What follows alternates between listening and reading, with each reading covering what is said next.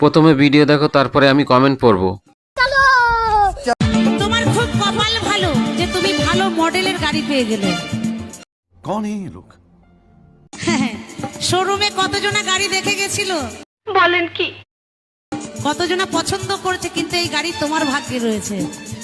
तो चलिए शुरू करते हैं। এই গাড়িটা অনেকবার ব্যবহার করা হয়েছে, তাই কারো পছন্দ হয়নি। बात तो सही है। বৌদি গো, সত্যি তো গাড়ির হেডলাইট তো দারুণ দেখছি। ठीक बोलेছো। তার মানে অনেকেই টেস্ট ড্রাইভ করেছে।